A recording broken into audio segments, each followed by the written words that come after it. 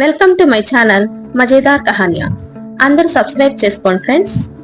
ఈ రోజు కథ ఎలుక ఏనుగు. ఒక అడవిలో ఒక ఏనుగు ఒక ఎలుక ఉండేవి. ఏనుగు ఉత్సాహంగా అడవంతా కలియ తిరుగుతుండేది. అతిపెద్ద ఏనుగు ఆకారాన్ని చూస్తే ఎలుకకు ఆశ్చర్యంగా ఉండేది. ఒకరోజు ఎలుక ఏనుగు దగ్గరకు వెళ్లి, ఏనుగు ఏనుగు నాకు నీతో స్నేహం చేయాలని ఉంది అని చెప్పింది. ఆ మాటతో ఏనుగుకు బోలెడంత కోపం వచ్చింది. చీచీ, నా ఖాళీలో ముల్లంత లేవు, నీకు నాతో స్నేహం కావాలా, ఓ అవతలికి అని కసిరి కొట్టింది. దాంతో ఎలుకకు రోషం వచ్చింది.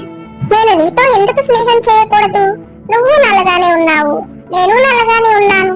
నీకు తోక ఉంది, నీకు కళ్ళు చెవులు ఉన్నాయి, నాకు కళ్ళు చెవులు ఉన్నాయి. ఇద్దరికి తేడా ఏముంది అని అడిగింది. నేను నీకంటే ఎన్నో లక్షల రెట్లు పెద్దగా ఉన్నాను. నీ వంటి అల్పజీవితో నేను స్నేహం చేయను అని ఏనుగు వెళ్లిపోయింది. అయినా ఎలుక మాత్రం వదలకుండా ఏనుగు ఉన్న చోటనే తిరగాడసాగింది. ఒకరోజు అడవిలో ఏనుగులను పట్టుకునే వాళ్ళు వచ్చి పెద్ద వల వేసి ఏనుగును పట్టుకున్నారు. రాత్రికి రహస్యంగా వచ్చి ఏనుగును తీసుకుపోదాం అనుకొని వాళ్ళు వెళ్లిపోయారు.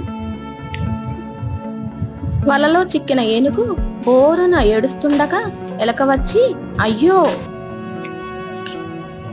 అయ్యో ఏడవకు, నేను నా మిత్రులను తీసుకువచ్చి నీకు బంధ విముక్తి కలిగిస్తాను అని చెప్పింది.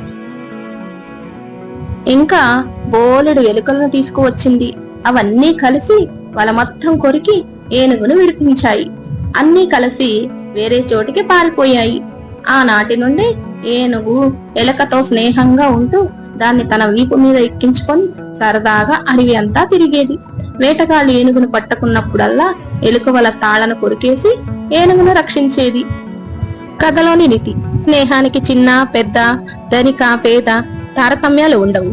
ఎందుకంటే సూది చేసే పని కత్తి చేయలేదు, కత్తి చేసే పని సూది చేయలేదు. కత్తితో కూరగాయలు కోస్తాం, సూదితో బట్టలు కుడతాం.